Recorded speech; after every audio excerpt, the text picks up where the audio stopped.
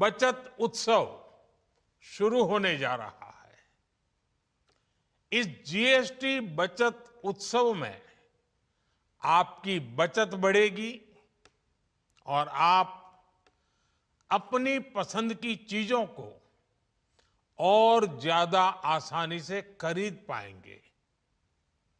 हमारे देश के गरीब, मध्यम वर्गीय लोग, न्यू मिडिल क्लास, युवा, किसान, महिलाएं, दुकानदार, व्यापारी, उद्यमी, सभी को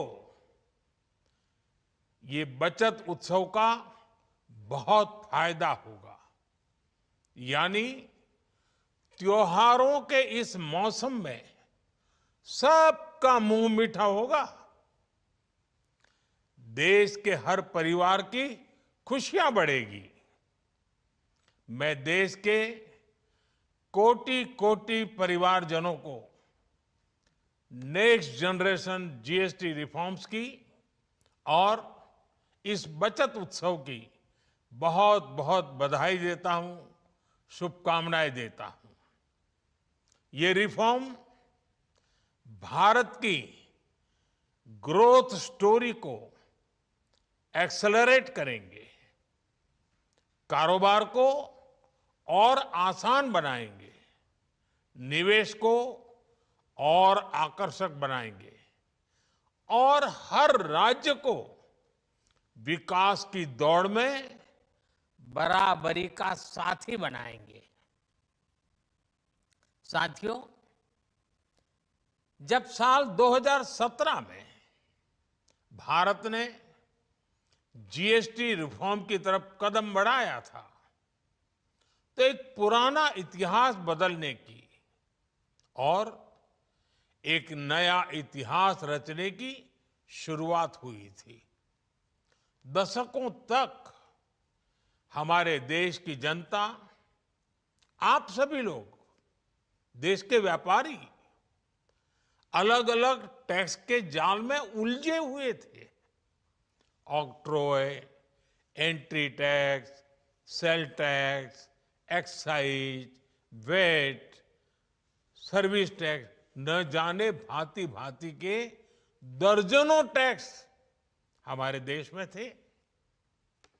एक शहर से दूसरे शहर माल भेजना हो तो न जाने कितने चेकपोस्ट पार करने होते थे, कितने ही फॉर्म भरने पड़ते थे, कितनी सारी रुकावटें थी। हर जगह टैक्स के अलग अलग नियम थे। मुझे याद है, जब 2014 में देश ने मुझे प्रधानमंत्री पद का दायित्व सौंपा था, तब उसी शुरुआत के दौर में एक विदेशी अखबार में एक दिलचस्प उदाहरण छपा था। उसमें एक कंपनी की मुश्किलों का जिक्र था। उस कंपनी ने कहा था कि अगर उसे बेंगलुरु से 570 किलोमीटर दूर हैदराबाद अपना सामान भेजना हो तो वो इतना कठिन था कि उन्होंने सोचा और उन्होंने कहा कि वो पसंद करती थी कंपनी कि पहले अपना सामान बेंगलुरु से यूरोप भेजें और फिर वही सामान यूरोप से हैदराबाद भेजें।